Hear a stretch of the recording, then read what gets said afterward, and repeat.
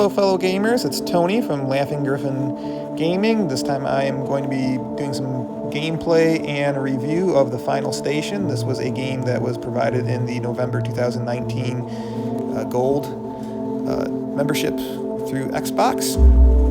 This is the Xbox One version. Features this kind of adventure horror, survival horror looking theme that's done in a retro 16-bit, kind of 8-bit kind of style. Looking forward to going through it with you and seeing what this game is all about. Okay, here are the controls here. And, well, kind of looks like a platformer, but there are no jumping button, so won't be doing any of that.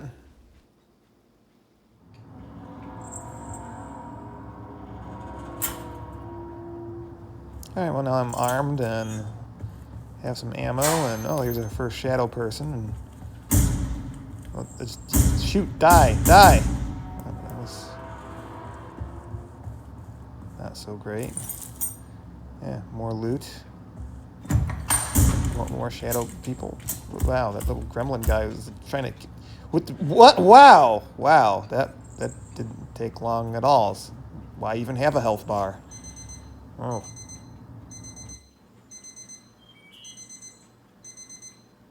Oh, so that was just a dream sequence, I guess, unless this is someone else.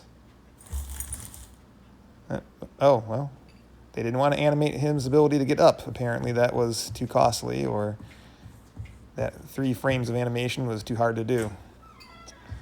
Let's move on. Yeah, stuff, yeah. Anything else going on in here? Not really. Are those stairs or is that a ladder? It's hard to tell. I guess it doesn't really matter. That door doesn't open. There's the kitchen. Yeah, who is this guy? They didn't really even give his name, did they? That's hard to read. I mean, I got a pretty big TV. I gotta get a little bit closer to even read that. Let's continue. Go to the convenience. Oh, that dialogue box is pretty hard to see. My television's pretty big. Okay. Yeah, good to know. I hope this is a major plot point and helps out. But, yeah. Not like you can buy any of this stuff. Let's go down here. What's in here?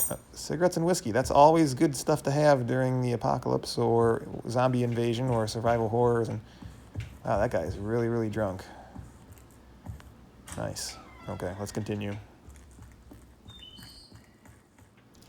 All right, made my way to work, and not going much anywhere. Let's get through here and put on the good old-fashioned vest and goofy hat, so I look like the character from the beginning. That'll work. Let's get to work now. All right, so apparently I need a code in order to unlock the train to get moving, and there's the code right there. Even though the script is rather small and we have a fairly large screen that we could have increased the font size a bit, but whatever. At least I don't have to actually memorize the code because they'll put the code up in a little box on the bottom of the screen, which is convenient.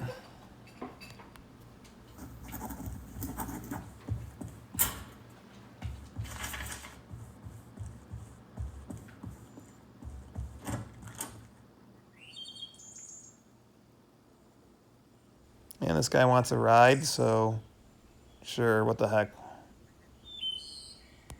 Yeah, okay, whatever. Yeah, all right. Wow, he just disappeared. Fun. Was he a ghost? Is that what the problem is around here? Let's just put in the keypad code and move on. Let's get these numbers in, and away we go.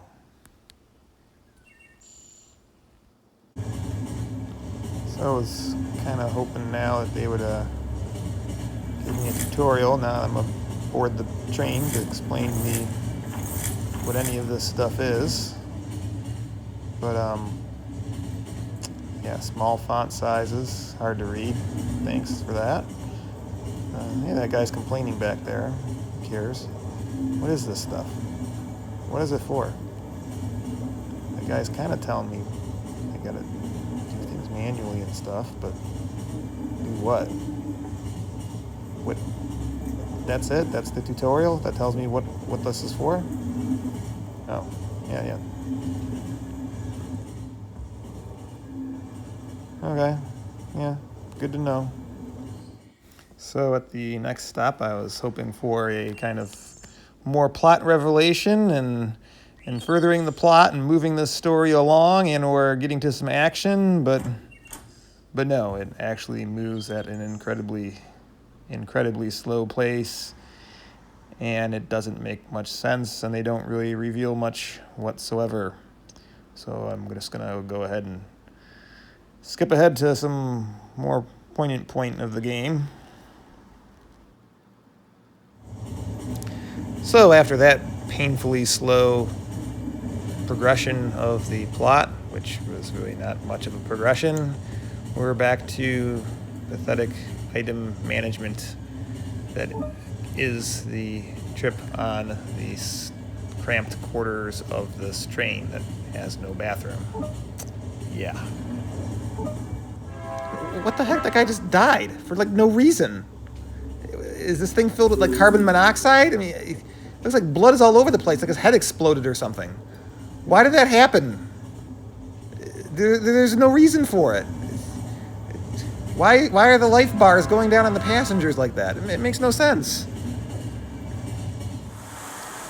Well, as we continue, we find that this world continues to be gray, dull, and very much looking like Buffalo in February. Or maybe March. I don't know. But yeah, gray. Yeah, great color scheme here. Makes me feel like I got seasonal affective disorder.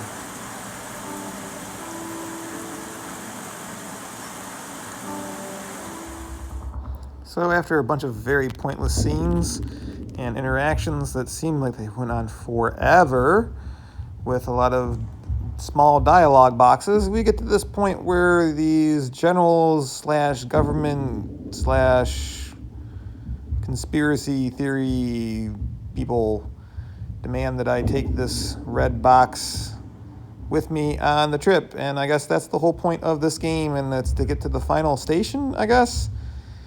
I'm not really invested in this much at this point. All right, well, now I got a good, nice military escort, some nice armed guards. Hopefully they'll be able to kill off any of these shadow people that might be showing up on the rest of this trip. And I'm going to do some weird item management maybe. And then, oh, what, they went away. They're dead. They're just red blood stains left. What is this red box? The freaking Ark of the Covenant from Raiders of the Lost Ark? That's crazy. What happened with them? Did that rock kill them? What's going on? All right, moving on. Let's continue with this. Oh, shadow people. Shadow people kill. Die. What? No more bullets. Gotta punch. Wow, those bullets don't last very long. Oh, all right, let's keep going. All right, let's move on and try to shoot these guys with this. Why is it so hard to aim? I don't have a lot of bullets. I mean, we made that clear that there's not a lot of ammunition in this game. It's so... Oh my gosh, that is so annoying. How come we can't aim? I know video games got this right in the past. And back on the train, another person dies through poor item mismanagement. But at least they're an easy cleanup because I just push the A button over them and they go away. Nice. And yeah, still don't know what all these things do because there was never a tutorial to tell me what they're supposed to be doing with them. Yeah, that's helpful. Okay, so I'm sure this game will begin to improve at some point. I mean, we've been going through this, and let's get down here and fight these things. And let's just gotta get down there and shoot or punch these things. And I mean, I got half a life bar. I should be okay. And not really. I'm trying to get them to follow me and maybe get down there and. Well, that's a death. That didn't work. Let's try that again. Get down there and kill these guys and well, no, that also is another death. It just lets you know there's a lot of this in this game. Okay, this is not the first time that this kind of scenario kind of plays out, where you die a lot because nothing makes sense, because they want you to shoot these things in the head, but the controls don't make sense in order to shoot them in the head.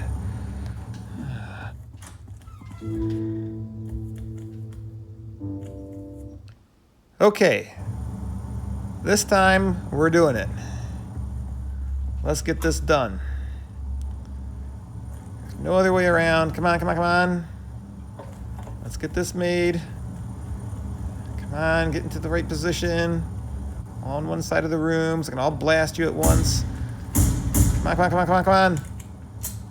Oh, there we go. Finally. That took too long. All right, good.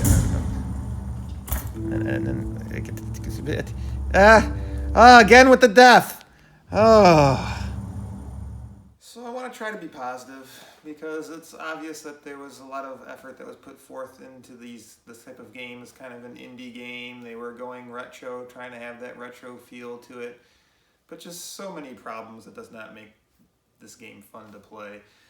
First of all, small font sizes.